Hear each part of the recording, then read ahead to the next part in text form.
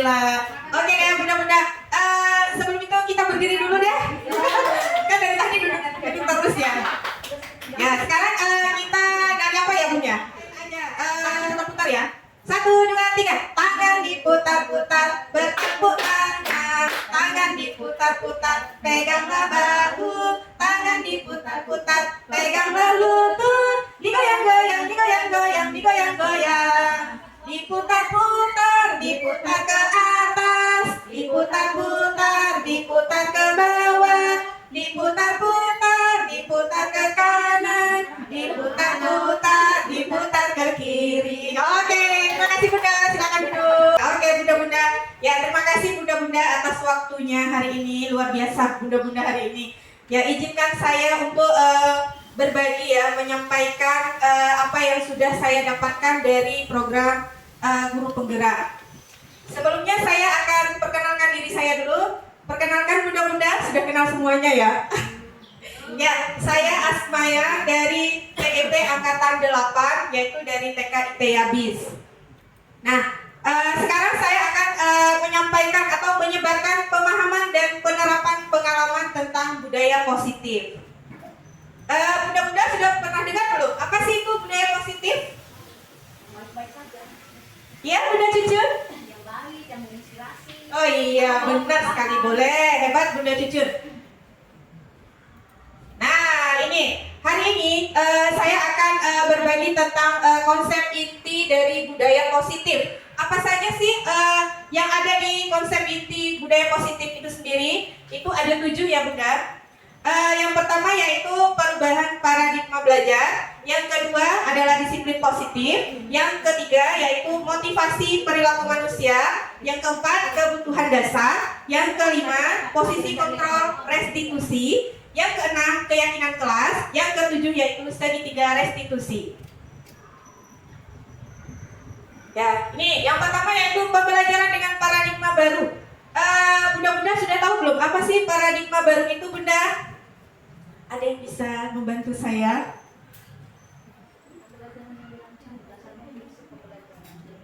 Ayo Bunda.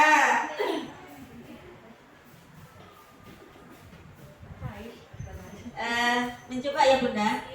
Paradigma baru merupakan pembelajaran yang dirancang berdasarkan prinsip pembelajaran berdiferensiasi. Diferensiasi. Oke, tepuk tangan buat Bunda-Bunda. Masya Allah, benar sekali apa yang disampaikan oleh Bunda-Bunda. Nah, Bunda-Bunda, kita kan sekarang sudah peralihan dari kurikulum 2013 menuju ke kurikulum apa Bunda? Iya, Merdeka. Nah, itu juga merupakan sesuatu paradigma baru. Jadi di kurikulum Merdeka ini adalah pembelajaran yang berpusat kepada murid. Nah, kalau dulu mungkin pusatnya itu ada di guru, tapi untuk sekarang itu yaitu lebih berpusat pada murid. Nah, pembelajaran dengan paradigma baru itu merupakan pembelajaran yang dirancang berdasarkan prinsip pembelajaran yang berdiferensiasi. Apa sih itu berdiferensiasi? Ada yang pernah dengar? Ada yang pernah dengar nggak? Ya, berdiferensiasi itu adalah merancang pembelajaran yang menyesuaikan untuk kebutuhan semua individu atau peserta didik. Jadi kita merancang pembelajaran itu tidak hanya untuk satu kebutuhan anak. Itu kan gaya belajar anak tuh ada bermacam-macam ya Bun ya. Misalnya ada 3 itu yang apa Bun? Visual, auditory, dan kinestetik. Nah, di dalam berdiferensiasi ini kita bisa merancang ketiga-tiganya supaya anak yang berbeda ini bisa mendapatkan apa yang dia butuhkan. Jadi tidak hanya satu saja.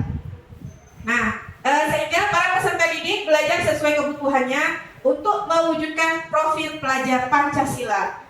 Ini ada profil pelajar Pancasila. Ada berapa ya Bun? Ya, siapa yang bisa menyebutkan? Silakan Bunda-Bunda.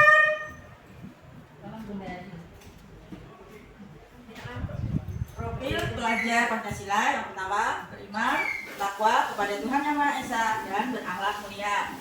Kemudian berkebinekaan global. Yang ketiga mandiri. Keempat bernalar kritis. Kelima kreatif. Dan yang terakhir keenam bergotong royong. Ya.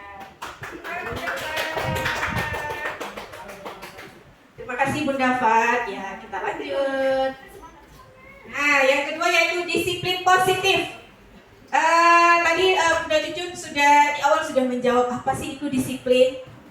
Apa ya Bunda disiplin? Kalau menurut bahasa kita apa ya Bun? Apa Bunda? Oke, disiplin itu kalau menurut saya mengikuti sesuai aturan yang ada.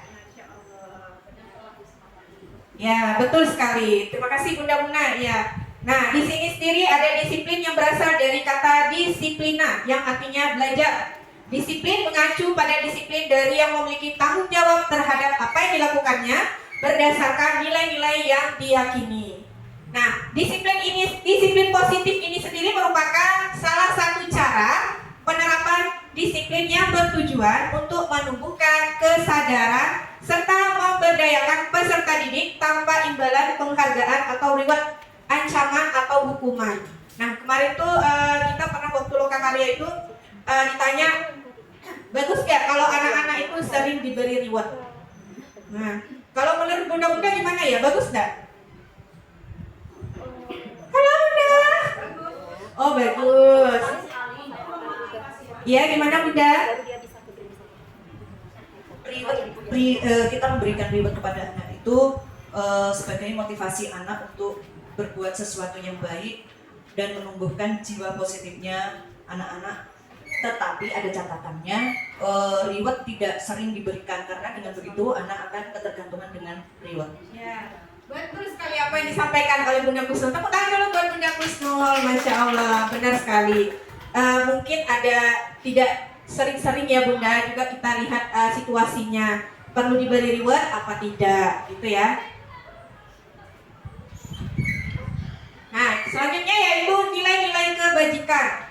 Nilai yang disepakati bersama lepas dari suku, bangsa, agama, bahasa maupun latar belakangnya. Nah, ini sudah ada contoh nilai kebajikan. Yang pertama yaitu sudah ada dari profil pelajar Pancasila. Tadi sudah disebutkan oleh Bunda Fat. Ada yang beriman dan bertakwa pada Tuhan Yang Maha Kuasa. Terus berkebinekaan global, gotong royong, kreatif, mandiri, bernalar kritis. Terus ada dari Ibo Primaria. Ibo Primarian program, yaitu ada toleransi, rasa hormat, integritas, mandiri, menghargai, antusias, empati, keingintahuan, kreativitas, kerjasama, percaya diri, dan komitmen. Selanjutnya ada keterampilan hidup atau life skill, ya, yaitu dapat dipercaya, terus lurus hati, pendengar yang aktif, tidak merendahkan orang lain, dan memberikan yang terbaik dari diri. Selanjutnya yaitu kebutuhan dasar manusia. Apa sih Bunda-Bunda kebutuhan dasar manusia itu? Kita sebagai manusia itu butuh apa saja sih? Iya, siapa yang tahu apa sih itu kebutuhan dasar? Kebutuhan dasar manusia itu menurut saya ya Bunda sesuatu yang kita lakukan untuk mendapatkan apa yang kita inginkan. Ya, terima kasih Bunda. Terima kasih Bunda Lydia, luar biasa. Ya benar sekali. Kebutuhan manusia itu adalah sesuatu yang kita lakukan untuk mendapatkan apa yang kita inginkan, atau seluruh tindakan yang kita lakukan memiliki tujuan tertentu dan semua usaha terbaik yang kita lakukan adalah dalam rangka agar kebutuhan dasar kita terpenuhi dengan baik. Nah, di sini ada 5 dasar kebutuhan manusia. Apa saja? Nah, yang pertama yaitu bertahan hidup. Untuk bertahan hidup kita butuh apa saja sih Bunda-Bunda? Iya betul, butuh makan, apalagi minum, tempat tinggal, pakaian, kesehatan. Masya Allah, luar biasa. Terus yang kedua yaitu kasih sayang dan rasa diterima. Apa saja sih yang kita butuhkan dari kasih sayang dan rasa diterima itu Bunda? Iya betul. Rasa diterima itu sama seperti kalau anak-anak kita ya, apalagi yang baru-baru masuk, mereka sepertinya tahu ya mana yang benar-benar sayang, yang hanya cuma dilihat sekedar aja. Kayaknya mereka tuh bisa merasakan ya Bun ya. Ya, yaitu dipedulikan, berbagi, kerjasama, dan menjadi bagian dari kelompok. Yang ketiga yaitu penguasaan. Apa saja termasuk ke dalam kebutuhan penguasaan? Yang nyari udah jujur. Harga diri. Ya, betul. Bermobil, berprestasi, diakui, pengen didengar. Iya, pengen didengar. Jadi kalau melakukan hal apapun dipuji itu juga sudah bentuk penguasaan. Jadi merasa bangga. Walaupun hal sekecil apapun, Masya Allah luar biasa. Itu ada kesenangan tersendiri ya. Selanjutnya yaitu kebebasan. Nih, yang termasuk ke dalam kebebasan itu apa saja ya, bunda-bunda? Ya, betul. Ada mandiri, mempunyai pilihan. Iya, betul sekali. Jadi dia bebas berekspresi, tidak terkekang. Iya, bebas untuk bereksplorasi. Selanjutnya ada kesenangan. Apa sih kesenangan yang termasuk ke dalam kebutuhan kesenangan? Apalagi untuk anak-anak. Bermain, tertawa, apalagi? Iya, antusiasme. Luar biasa. Lanjut. Nah, selanjutnya yaitu motivasi perilaku manusia. Ini ada dua motivasi, yaitu motivasi ekstrinsik. Ini adalah motivasi dari luar. Jadi kita melakukan sesuatu hal itu karena ada dorongan dari luar. Nah, yang kedua yaitu motivasi intrinsik, yaitu dari diri kita sendiri. Nah, kalau yang dari ekstrinsik ini adalah untuk kita melakukannya untuk menghindari ketidaknyamanan atau hukuman.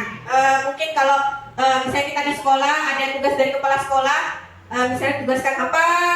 Nah, kalau kita nggak ikhlas dari hati, mungkin kita merasa nanti aku kalau nggak ngerjakan nanti lagi nggak enak gitu kan. Ya biasalah kalau kita manusia pasti merasa begitu. Tapi insya Allah kalau kita ikhlas nggak mungkin ada perasaan seperti itu. Nah, ya betul sekali, itu di luar sana. Di sini nggak ada, semuanya bunda-bundanya luar biasa. Nah, terus juga untuk mendapatkan imbalan atau penghargaan dari orang lain. Nah, tapi kalau kita sekarang kan masih ada ya bunda. Kayak kita penghargaan ikut lomba, itu kan masih ada ya. Ada juara 1, 2, 3. Sebenarnya kalau dari kurikulum Merdeka ini katanya nggak boleh lagi ada perankingan. Nah, katanya begitu karena tidak membeda-bedakan anak. Kan anak itu berkembang sesuai minat dan bakatnya sendiri-sendiri. Jadi nggak boleh ada perankingan. Nah, untuk motivasi intrinsik ini sendiri adalah untuk menjadi orang yang mereka inginkan dan menghargai diri sendiri dengan nilai-nilai yang mereka percaya.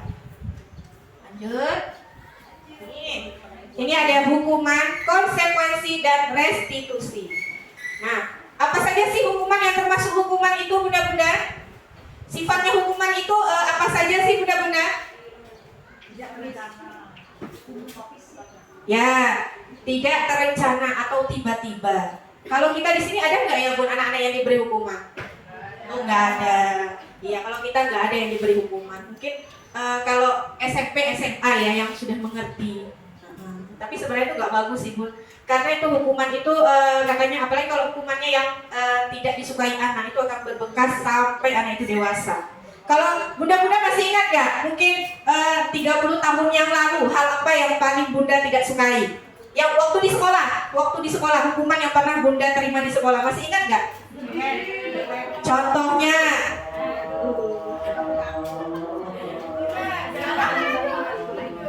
Contohnya lupa mengerjakan PR, jadi tangannya dijepit pakai kunci.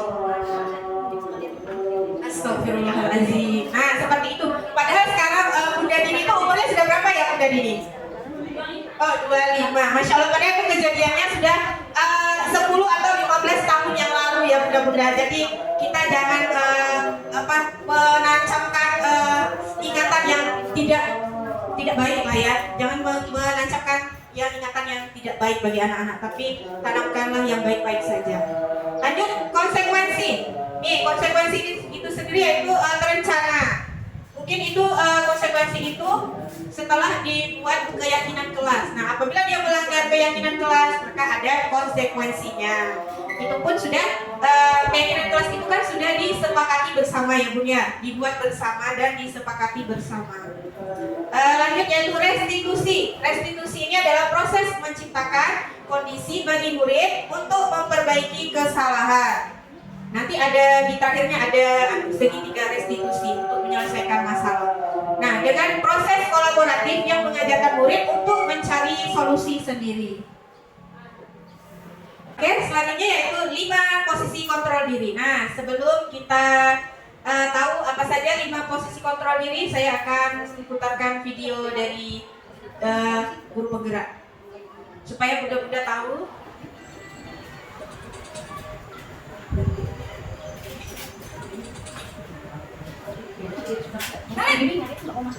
Sini kamu. Selalu terlambat.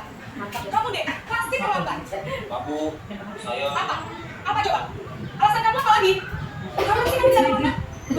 Alasan kamu kamu jadi anak? Saya Dasar pemalas. Gak kapok-kapok sih kamu. Sudah berapa kali terlambat?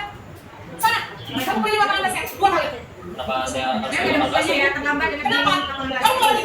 Berani-beraninya jawab. Sudah terlambat, masih berani jawab pula. Sekarang, beli lapangan basket 5 kali sekalian. Biar kapok. Cepat, pergi sana lapangan basket. Posisi pemukul biasanya berbicara dengan nada tinggi, menghati, menunjuk-nunjuk, menyakiti, dan menyindir. Hukuman bisa berupa fisik maupun psikis. Ibu dan bapak guru hebat. Dampak yang terjadi pada murid yang terjadi pada posisi pemukul adalah murid cenderung melakukan Nih, yang kedua posisi pembuat kelas yang bersalah.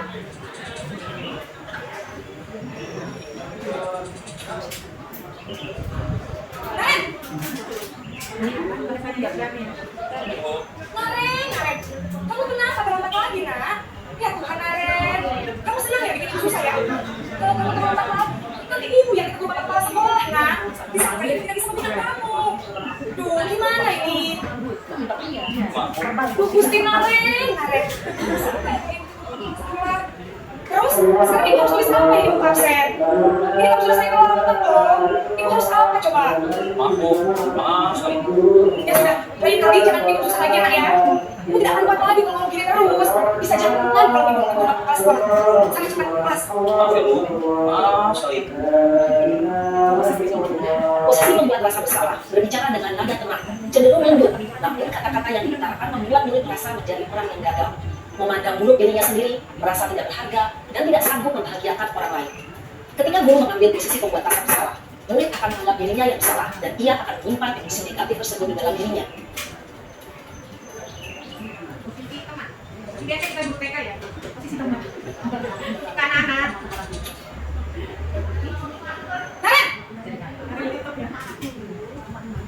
Selamat pagi Bu. Wah, sudah jam berapa ini, nak? Terlambat lagi ya, sayang? Iya Bu, habis ibu saya lupa bangunkan saya Bu. Kamu malah menyalahkan ibu kamu. Kamu bukannya anak yang larinya paling kencang. Kok terlambat sih? Iya Bu, saya memang banget bangun tadi. Jadi udah bisa lagi kencang, tetap gak kencang Bu. Ya sudah sana, nanti lain kali larinya lebih kencang lagi ya. Biar gak terlambat lagi. Pinjam serang ibu, demi ibu. Bisa kan? Bisa lah Bu. Ya sudah sana masuk kelas. Ibu beresin urusan absen kamu. Kamu ini ada saja. Dalam posisi teman, guru berbicara dengan nada suara ramah, akrab, cenderung bersandar gurau untuk menjaga suasana tetap santai. Murid akan merasa senang, aman, dan akrab dengan guru. Identitas yang tercipta adalah identitas sukses atau berhasil. Namun, perlu diingat, karena ini masih dorongan eksternal, maka ada faktor ketergantungan dari murid kepada orang tertentu. Di sini, guru absennya, sehingga di lain waktu, murid bisa berperilaku baik, namun hanya pada orang-orang tertentu saja.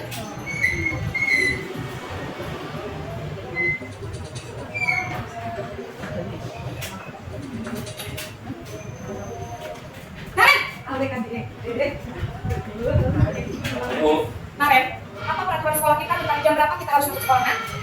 kita harus di sekolah jam 7 Bu. Iya betul, sekarang sudah jam 7.20. Kalian sudah tahu konsekuensinya jika terlambat hadir? Paham Bu, saya harus tinggal kelas pas jam istirahat selama 20 menit. Iya benar, konsekuensinya demikian. Jadi nanti jam 9.30, pas istirahat, kamu harus tinggal di kelas, kerjakan tugas tambahan untuk ketinggalan kamu, ya? Baik Bu.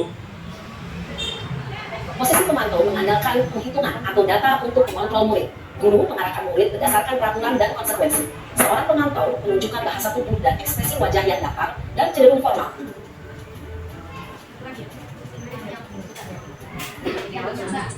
Iya, yang disukai.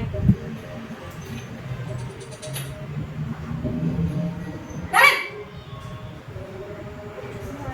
Selamat pagi Bu. Selamat pagi, Naren. Maaf Bu, saya terlambat. Iya, sekolah masuknya jam 7, sekarang sudah jam 7.20. Jadi sekarang bagaimana ya, Naren? Maaf Bu, saya lupa tanggal awal saya sekolah. Baiklah, menurut kamu, keyakinan sekolah yang mana yang perlu ditingkatkan? Menghargai diri sendiri dan orang lain tidak, Bu. Setuju. Jadi, apakah Naren meyakini prinsip saling menghormati tersebut? Iya, Bu. Saya meyakininya. Apakah Naren bersedia memperbaiki masalah keterlambatan ini? Bersedia, Bu. Bagaimana kamu akan memperbaiki masalah keterlambatan ini? Saya akan coba untuk tidak lupa menyesal alarm saya, Bu. Baik, kalau Naren menyetel alarm di rumah, ada orang yang kira-kira bisa bantu mengingatkan tidak? Ada, Bu. Kakak saya, Kak Emma. Ada lagi selain Kak Emma? Selain Kak Emma, ada ibu saya. Baik, jadi yang mengingatkan Naren adalah Kak Emma dan ibu kamu ya? Kira-kira akan mulai setel alarm kapan nih Naren? Setelah pulang sekolah, akan segera saya lakukan. Baik, jadi Naren akan setel alarm untuk bangun besok pagi dan akan diingatkan oleh kakak dan ibunda Naren ya? Ada lagi yang mungkin perlu dilakukan Naren? Agar tidak terlambat bangun lagi. Tidak ada, Bu. Baik Naren, terima kasih untuk kerjasama kamu. Sekarang kamu perlu kembali ke kelas untuk belajar. Baik, Bu. Terima kasih. Posisi manajer adalah posisi kontrol yang disarankan untuk membimbing murid memiliki sikap disiplin yang positif, yaitu murid yang mandiri, bertanggung jawab, dan dapat memecahkan masalah. Tujuan dari posisi ini adalah agar murid dapat refleksi atas tindakannya. Guru akan dengan tulus memberikan pertanyaan-pertanyaan bermakna, sehingga membuat murid dapat belajar dari kesalahannya dan mencari sebuah solusi untuk menyelesaikannya. Ibu dan bapak guru hebat, setelah mengamati adegan 5 posisi kontrol tadi, kira-kira posisi mana yang paling ideal? Posisi mana yang dapat menunjang motivasi intensif murid? Ya, posisi mana yang paling baik? Manajer. Ya, manajer. Jadi kita bisa mengingat-ingat selama ini kita sudah berada di posisi kontrol yang mana ya? Nah, apa saja tadi 5 posisi kontrol diri? Penghukum, pembuat rasa bersalah, teman, pemantau, dan manajer. Oke. Nah, kita lanjutkan dengan keyakinan kelas. Apa sih itu keyakinan kelas? Sudah tahu bunda-bunda? Nah, mengapa sih harus keyakinan kelas? Mengapa bukan peraturan kelas? Ada yang tahu nggak kenapa? Karena kalau keyakinan itu sudah pasti bisa dilakukan atas kesepakatan bersama. Kalau peraturan itu belum tentu bisa dilakukan karena merasa tidak buat ikut terlibat. Ya, betul sekali. Teman buat Bunda Cucur, Masya Allah, benar yang disampaikan oleh Bunda Cucur. Keyakinan kelas itu adalah dibuat bersama, disepakati bersama, dan diyakini bersama-sama. Sedangkan peraturan kelas itu kan bisa jadi yang membuat itu adalah hanya guru saja. Anak-anak itu menjalankan, tidak ikut terlibat dalam pembuatannya. Nih, pembentukan keyakinan kelas caranya yaitu dengan bersifat abstrak, terus berupa pertanyaan universal, dibuat dalam pernyataan positif. Jadi tidak ada hindari kata-kata jangan atau tidak. Itu supaya mengandung kalimat yang positif. Dan dibuat dengan sedikit saja agar mudah diingat, sesuai dengan kondisi kelas dan sekolah sehingga mudah diterapkan. Apalagi kita di TK, jadi diusahakan dibuat dengan kalimat yang mudah diingat dan dipahami oleh anak. Dan semua warga sekolah atau warga kelas dilibatkan saat membuat keyakinan kelas. Lanjut, yang terakhir yaitu segitiga restitusi. Segitiga restitusi ini adalah suatu proses dialog yang dijalankan oleh guru agar dapat menghasilkan murid yang mandiri dan bertanggung jawab. Kemarin itu saya sudah pernah membuat contoh segitiga restitusi, tapi ini tidak saya masukkan ke sini. Ini tahapannya ya Bun. Yang di sebelahnya yaitu tahapan segitiga restitusi. Yang pertama yaitu menstabilkan identitas. Yang kedua yaitu validasi tindakan yang salah, dan yang ketiga yaitu menanyakan keyakinan. Jadi yang pertama distabilkan dulu identitas. Berdasarkan prinsip membuat kesalahan adalah bagian dari proses pembelajaran. Nih, itu ada bahasanya yang bisa kita gunakan ataupun pertanyaan yang bisa kita gunakan ketika kita bertanya ke anak-anak pada saat menstabilkan identitas. Yang kedua yaitu validasi tindakan yang salah. Jadi berdasarkan prinsip setiap perilaku berupaya memenuhi suatu kebutuhan tertentu. Nah, itu di bawahnya juga ada contoh pertanyaan yang bisa kita tanyakan kepada anak ketika validasi tindakan yang salah. Selanjutnya itu menanyakan keyakinan. Nah, berdasarkan prinsip teori kontrol bahwa pada dasarnya kita termotivasi secara intrinsik. Nah, itu juga di bawahnya ada contoh pertanyaan yang bisa kita tanyakan ketika menanyakan keyakinan kelas dalam menyelesaikan masalah secara segitiga restitusi. Nah, ini penutupnya mudah-mudahan. Jadi dalam penerapan program disiplin positif, hendaknya guru memiliki standar kepribadian profesional dan sosial yang baik, di mana guru mampu merefleksikan dirinya dalam posisi kontrol saat ini. Bagaimana perjalanan dirinya sebagai among atau manajer yang menuntun murid-muridnya menjadi insan yang mandiri, merdeka, dan bertanggung jawab. Itu saja mudah-mudahan. Sekarang saya ingin satu orang mungkin untuk merefleksikan apa yang sudah saya sampaikan hari ini. Siapa yang berkenan bunda-bunda? Masya Allah, tekan bunda-bunda.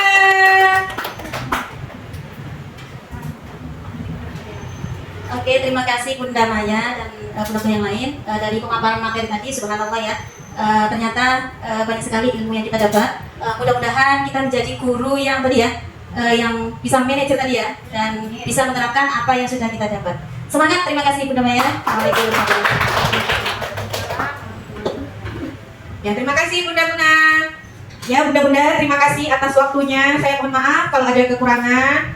Saya akhiri. Wabillahi taufiq wal hidayah. Wassalamualaikum warahmatullahi wabarakatuh. Waalaikumsalam.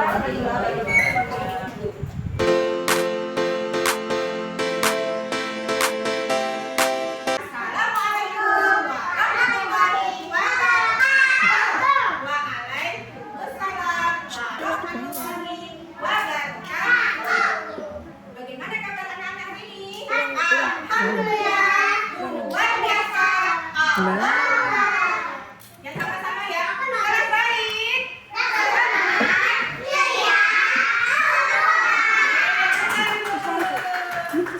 Masya Allah, luar biasa. Udah Maya sekarang mau ngajak teman-teman untuk membuat keyakinan kelas. Apa sih udah Maya keyakinan kelas itu? Nah, siapa yang tahu? Apa coba? Apa itu keyakinan kelas? Oh, belum tahu. Nah, jadi keyakinan kelas itu adalah aturan yang akan kita buat untuk di kelas kita dan disepakati semuanya. Nanti teman-teman kita buatnya sama-sama. Kejaib, Pak. Ternyata pintarnya Pak tadi mau dikasih hati. Tadi Pak, aku pintar loh. Nah, duduk. Jadi keyakinan kelas itu kita buat supaya kita dapat kelas kita yang seperti apa ya? Impian kelas kita itu yang seperti apa? Kita maunya kelas kita seperti apa? Seperti apa kelasnya? Yang pertama, ayo siapa tahu? Kalau supaya kelas kita selalu bersih, kita harus apa ya? Bersih-bersih, pintar harus apa lagi? Disapu, pintar terus sampahnya dibuang di mana? Iya, di tempat sampah. Kelas kita ada tempat sampahnya enggak? Nah, coba kelas kita. Oh iya, itu sudah ada tempat sampahnya. Ada berapa tempat sampahnya? 3. Jadi supaya kelas kita selalu bersih, kita harus apa? Buang sampah pada tempat sampah. Nah, sekarang berarti keyakinan kelas kita yang pertama adalah menjaga kebersihan. Siapa yang mau menjaga kebersihan? Iya. Dengan cara apa menjaga kebersihan? Buang sampah pada tempat. Iya, pintar sekali. Masya Allah. Lanjut, oke deh, Magda. Sekarang yang kedua. Yang kedua apa ya? Yang kedua ya. Ini yang kedua. Kalau keluar kelas nih, boleh nggak langsung keluar kelas? Boleh? Tidak. Harus apa ya? Izin. Apa? Izin dulu. Harus izin dulu sama Bunda. Misalnya nih, kalau mau ke kamar mandi, Bunda, izin Bunda, saya mau berangkat. Semua orang. Iya. Iya, berarti kalau keluar kelas harus izin dulu. Sepakat? Sepakat nggak? Setuju? Mana jempolnya? Kalau setuju jempolnya setuju? Oh, setuju. Alhamdulillah. Berarti nanti lihat ya, kalau ada temannya yang keluar kelas harus izin dulu. Harus izin dulu sama Bunda. Itu Adril, itu Adril.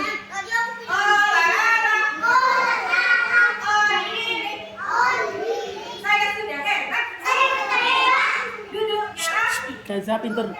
Gaza hebat. Oke, kita sudah dapat 2 nih keyakinan kelas kita. Sekarang yang ketiga, kalau di dalam kelas supaya kita selalu aman, kita harus apa ya teman-teman? Kalau di dalam kelas sebaiknya kita berlari atau jalan. Kalau berlari kira-kira bagus nggak ya?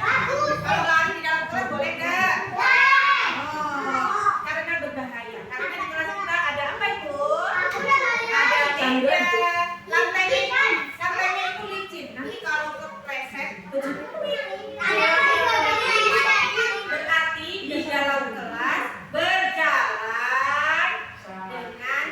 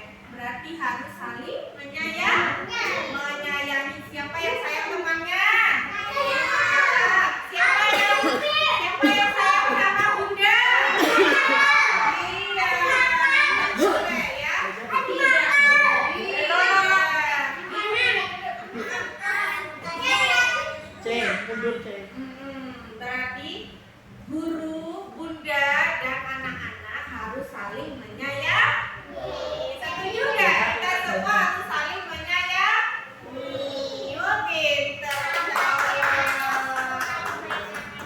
Oh iya, pintar. Kalau saya teman bermain harus berbagi. Kata Mbak Cek. Mainnya sama-sama. Boleh rebutan.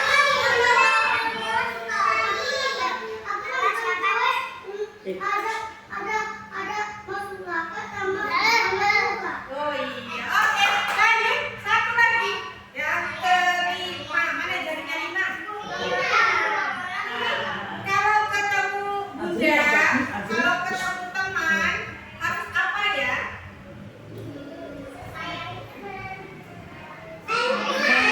Senyum. Terus kalau udah senyum apa lagi?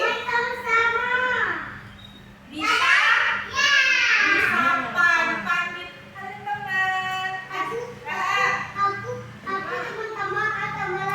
Oh iya, terus kalau ketemu bunda, kalau salim ucapkan apa? Gimana salamnya coba? Ucapkan salam. Oh gitu.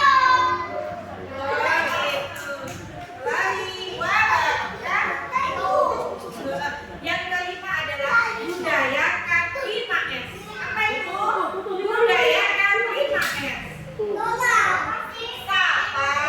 Sapa. Halo, gitu. Sapa. Terus senyum. Kalau ketemu orang boleh nggak gini? Gini. Boleh nggak? Boleh. Nanti temennya nggak mau teman. Takut ya marah-marah. Bagusnya marah-marah apa? Senyum. Iya, senyum. Terus yang ketiga, S-nya yang ketiga salam. Salam. Contohnya nih, ketemu bunda Maya. Assalam.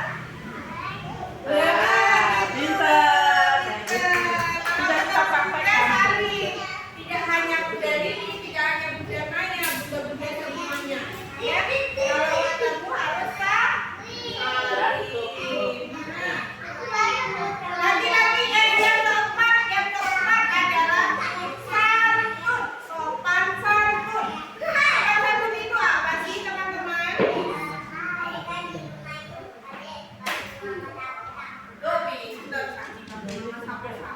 Nah, sopan santun itu kalau ketemu bunda berbicaranya dengan yang bahasa yang baik. Boleh nggak kalau ngomongnya nggak baik? Boleh. Nggak boleh. Ngomongnya yang baik.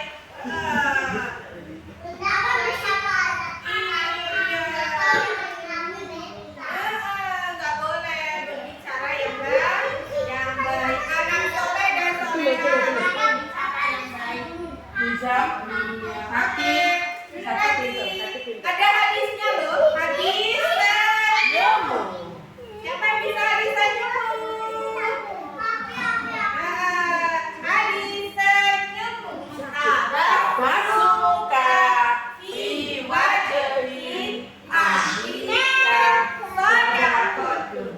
Senyum kepada saudaramu adalah sodakoh.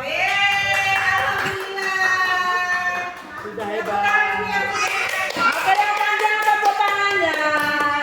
Kita sudah buat 5 keyakinan kelas. Udah bacakan lagi nih. Sudah, Pak.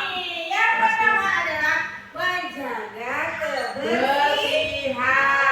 Yang kedua, kalau keluar kelas harus meminta izin. Yang ketiga, di dalam kelas berjalannya hati-hati.